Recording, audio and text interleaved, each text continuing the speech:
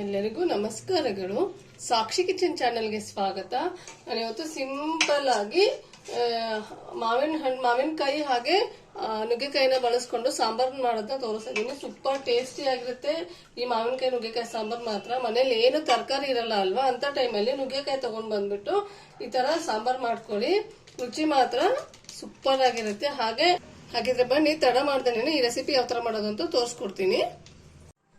ಇವಾಗ ಸಾಂಬಾರ್ ಮಾಡೋದಕ್ಕೆ ನಾನಿಲ್ಲಿ 1 ಗ್ಲಾಸ್ ಬೇಳೆನ ತೊಳೆದ್ಬಿಟ್ಟು ಇಟ್ಕೊಂಡಿದ್ದೀನಿ. ಇದಕ್ಕೆ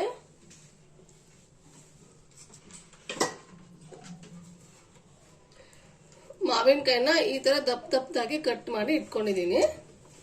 1 ಮಾವಿನಕಾಯಿ ಹಾಕೊಂತ ಇದ್ದೀನಿ. ಹಾಗೆ 4 ಹಸಿಮೆಣಸಿನಕಾಯಿ, ಒಂದೇ ಒಂದು ಈರುಳ್ಳಿ.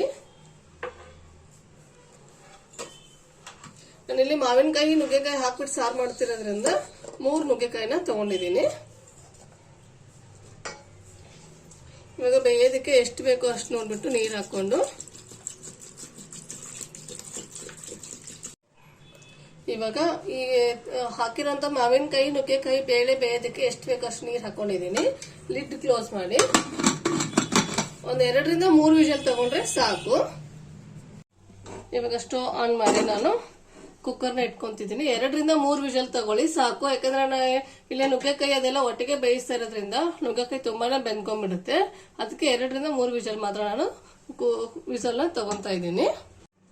ನೋಡಿ ಇವಾಗ 3 ವಿಷಲ್ ಆಗಿದೆ. ಹಾಗೆ ವಿಷಲ್ ಸಹ ಇಟ್ಟಿದೆ.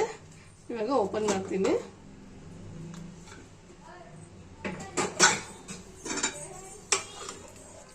ಈ ತರ ಬೆಂದ್ಕೋಬೇಕು. ನಾನು ಇದಕ್ಕೆ ಇವಾಗ ಸಾಂಬಾರ್ ಎಷ್ಟು ಬೇಕೋ ಅಷ್ಟು ನೋಡ್ಕೊಂಡು ನೀರನ್ನ ಸೇರಿಸ್ಕೊಂತ ಇದ್ದೀನಿ. ನಾನು ಕುಕ್ಕರಲ್ಲೇ ಸಾಂಬಾರ್ ಮಾಡ್ತಾ ಇರೋದ್ರಿಂದ ಇದಕ್ಕೇನೆ ನೀರನ್ನ ಸೇರಿಸ್ಕೊಂತ ಇದ್ದೀನಿ. ನೋಡಿ ನಮ್ಗೆ ಇಷ್ಟು ಸಾಂಬಾರ್ ಬೇಕು.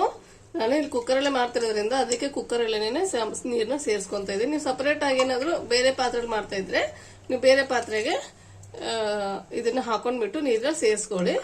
ಇದಕ್ಕೆ ಇವಾಗ ನಾನು ಸಾಂಬಾರ್ ಸೌಟಿಗೆ 1.5 ಸ್ಪೂನ್ ಆಗೋಷ್ಟು ಸಾಂಬಾರ್ ಪುಡಿ ಹಾಕೊಂತ ಇದ್ದೀನಿ. ಇದಕ್ಕೆ ಅಚ್ಚಕಾರದ ಪುಡಿ ಹಾಕೊಳ್ಳಂಗಿಲ್ಲ. ಹಾಗೆ 1/4 ಸ್ಪೂನ್ ಆಗೋಷ್ಟು ಅರಿಶಿನ ಪುಡಿ ಹಾಕೊಂತ ಇದ್ದೀನಿ. ಸ್ವಲ್ಪ ನೀರ್ ಜೊತೆಗೆ ಮಿಕ್ಸ್ ಮಾಡ್ಕೊಂಡು ಹಾಕೋಬೇಕು. ಹಿಂಗೆ ಡೈರೆಕ್ಟ್ ಆಗಿ ಹಾಕೊಂಡ್ಬಿಟ್ರೆ ಗಂಟಾಗ್ಬಿಡುತ್ತೆ. ಅದಕ್ಕೋಸ್ಕರ ಈ ತರ ಮಾಡ್ತಾ ಇದ್ದೀನಿ. ನೋಡಿ ಈ ತರ ನಾವು ಯಾವುದೇ ಸಾಂಬಾರಿಗೆ ಡೈರೆಕ್ಟ್ ಆಗಿ ಹಾಕಿದ್ರೆ ಗಂಟಾಗ್ಬಿಡುತ್ತೆ. ಅದಕ್ಕೆ ಈ ತರ ನಾವು ನೀರಿಗೆ ಸೇರಿಸ್ಕೊಂಡು ಹಾಕಿದ್ರೆ ಒಂಚೂರು ಗಂಟಾಗೋದಿಲ್ಲ. ಇವಾಗ ಇದನ್ನ ಕುದಿಯೋದಕ್ಕೆ ಬಿಟ್ಬಿಡ್ತೀನಿ. ಇವಾಗ ಸಾಂಬಾರು ಕುದಿಯೋಷ್ಟರಲ್ಲಿ ಸಾಂಬಾರ್ಗೆ ಒಗ್ಗರಣೆ ಮಾಡ್ಕೊಂಡ್ಬಿಡೋಣ. ನಾನೆಲ್ಲಿ ಚಿಕ್ಕದು ಒಗ್ಗರಣೆ ಪ್ಯಾನ್ ತಗೊಂಡಿದ್ದೀನಿ.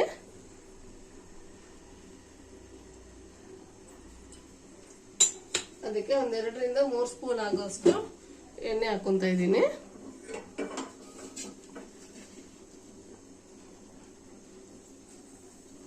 ಎಣ್ಣೆ ಕಾದ ನಂತರ ಜೀರಿಗೆ ಮತ್ತು ಸಾಸಿವೆ ಹಾಕೊಂತ ಇದ್ದೀನಿ.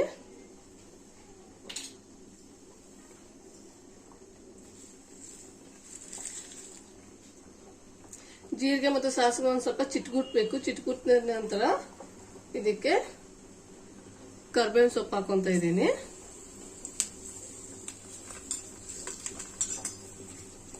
ಹಾಗೆ 1 ಗೆಡ್ಡೆ ಬೆಳ್ಳುಳ್ಳಿ,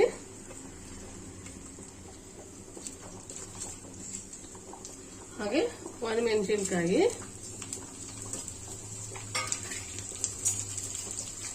ನೀಟಾಗಿ ಫ್ರೈ ಆಗಬೇಕು.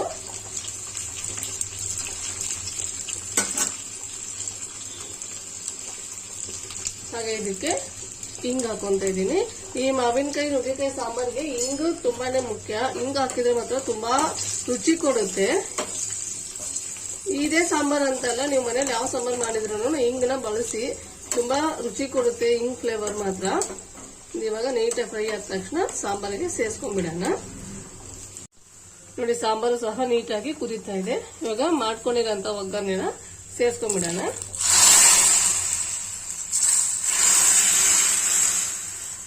ಇದರ ಮೇಲೊಗ್ಗರಣೆ ಮಾಡ್ತೀವಲ್ವಾ ಸಾಂಬಾರಿಗೆ, ಘಮ ಮಾತ್ರ ತುಂಬಾ ಚೆನ್ನಾಗಿ ಬರ್ತಾ ಇರುತ್ತೆ. ಈ ಸಾಂಬಾರ್ ನೋಡಿದ್ರೆ ಯಾವಾಗ ತಿಂತೀವೇನೋ ಅನ್ನೋ ತರ ಇರುತ್ತೆ, ಅಷ್ಟೊಂದು ಚೆನ್ನಾಗಿರುತ್ತೆ. ಇದಕ್ಕೆ ಯಾವುದೇ ಮಸಾಲಾನ ರುಬ್ಬಿ ಹಾಕಿಲ್ಲ, ಏನೂ ಇಲ್ಲ. ಕಡಿಮೆ ಸಮಯದಲ್ಲಿ ಮನೆಯಲ್ಲಿರೋಂಥ ಪದಾರ್ಥಗಳನ್ನ ಬಳಸ್ಕೊಂಡೇನೆ ಸಾಂಬಾರ್ ಮಾಡಿರೋದು. ಹಾಗೆ ಇದಕ್ಕೆ ಬೇಳೆನೂ ಜಾಸ್ತಿ ಬೇಕು ಅಂತ ಏನಿಲ್ಲ, ಸ್ವಲ್ಪನೇ ಸ್ವಲ್ಪ ಒಂದೇ ಒಂದು ಗ್ಲಾಸ್ ಬೇಳೆ ಇದ್ರೂ ಸಾಕು ಈ ಸಾಂಬಾರಿಗೆ ಮಾತ್ರ. ಇದಕ್ಕೆ ಇವಾಗ ಉಪ್ಪನ್ನ ಸೇರಿಸ್ಕೊಂತೀನಿ. ಉಪ್ಪು ಸೇರಿಸ್ಕೊಂಡಿರ್ಲಿಲ್ಲ ನಾನು. ಇವಾಗ ರುಚಿಗೆ ಎಷ್ಟು ಬೇಕೋ ಅಷ್ಟು ನೋಡಿ ಉಪ್ಪನ್ನ ಸೇರಿಸ್ಕೋಬೇಕು.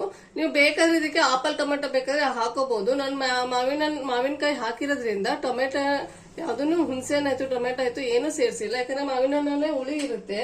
ಅದಕ್ಕೋಸ್ಕರ ನಿಮ್ಗೆ ಎಲ್ಲ ಟೊಮೆಟೊ ಬೇಕೇ ಬೇಕು ಅಂತ ಏನಾರು ಇದ್ರೆ ನೀವು ಒಂದು ಆಪಲ್ ಟೊಮೆಟೊನ ಬಳಸ್ಕೋಬಹುದು. ಇದಕ್ಕೆ ನೋಡಿ ಸಾಂಬಾರ್ ರೆಡಿ ಆಯ್ತು. ಇದಕ್ಕೆ ಮೇಲ್ಗಡೆ ಇವಾಗ ಒಂದ್ ಸ್ವಲ್ಪ ಕೊತ್ತಂಬರಿ ಸೊಪ್ಪನ್ನ ಸೇರಿಸ್ಕೊಂಡ್ಬಿಡ್ತೀನಿ. ಇವಾಗ ಲಾಸ್ಟ್ ಅಲ್ಲಿ ಇದಕ್ಕೆ ಕೊತ್ತಂಬರಿ ಸೊಪ್ಪನ್ನ ಸೇರಿಸ್ಕೊಂತ ಇದ್ದೀನಿ. ಕೊತ್ತಂಬರಿ ಸೊಪ್ಪು ಸೇರಿಸಿದ ತಕ್ಷಣ ರೆಡಿ ಆಯ್ತು ಅಂತ ಸಾಂಬಾರು. ಬಿಸಿ ಬಿಸಿ ಅನ್ನಕ್ಕೆ ತುಪ್ಪ ಹಾಕೊಂಡು ಈ ಸಾಂಬಾರ್ನ ಹಾಕೊಂಡು ತಿಂತಾ ಇದ್ರೆ, ಜೊತೆಗೆ ಒಂದು ಹಪ್ಪಳ, ಉಪ್ಪಿನಕಾಯಿನೂ ಬೇಡ ಈ ಸಾಂಬಾರ್ ಇದ್ರೆ, ಯಾಕಂದ್ರೆ ಇದ್ರಲ್ಲಿ ಹುಳಿ ಇರುತ್ತಲ್ವ, ಉಪ್ಪಿನಕಾಯಿನೂ ಬೇಕಾಗಲ್ಲ. ಒಂದೇ ಒಂದು ಹಪ್ಪಳ ಅಥವಾ ಸಂಡಿಗೆ ಏನಾದ್ರು ಇದ್ರೆ ಸಾಕು. ಸೂಪರ್ ಆಗಿ ಮಧ್ಯಾಹ್ನದ ಊಟ ರೆಡಿ ಆಯ್ತು ಅಂತಾನೇನೆ. ನೋಡಿ ರೆಡಿ ಆಗಿದೆ. ಈ ಮಾವಿನಕಾಯಿ ನುಗ್ಗೆಕಾಯಿ ಸಾಂಬಾರು ಸೂಪರ್ ರುಚಿಯಾಗಿರುತ್ತೆ. ನೀವು ಬಿಸಿ ಅನ್ನಕ್ಕೆ ತುಪ್ಪ ಹಾಕೊಂಡು ತಿಂತಾ ಇದ್ರೆ ಮಾತ್ರ ಒಂದ್ಸರಿ ಹಾಕೊಂಡು ತಿನ್ನೋ 2 ಸರಿ ರೈಸ್ನ ಹಾಕೊಂಡು ತಿಂದಿರೋ ಅಷ್ಟೊಂದು ರುಚಿಯಾಗಿರುತ್ತೆ. ಹಾಗಿದ್ರೆ ನಾನ್ ಮಾಡಿರೋಂತ ಈ ಸಾಂಬಾರ್ ರೆಸಿಪಿ ನಿಮ್ಗೆ ಇಷ್ಟ ಆದ್ರೆ ಪ್ಲೀಸ್ ಲೈಕ್ ಮಾಡಿ, ಶೇರ್ ಮಾಡಿ, ಕಾಮೆಂಟ್ ಮಾಡಿ. ಹಾಗೆ ನನ್ನ ಚಾನಲ್ನ ಸಬ್ಸ್ಕ್ರೈಬ್ ಮಾಡೋದನ್ನ ಮಾತ್ರ ಮರಿಬೇಡಿ. Thank you.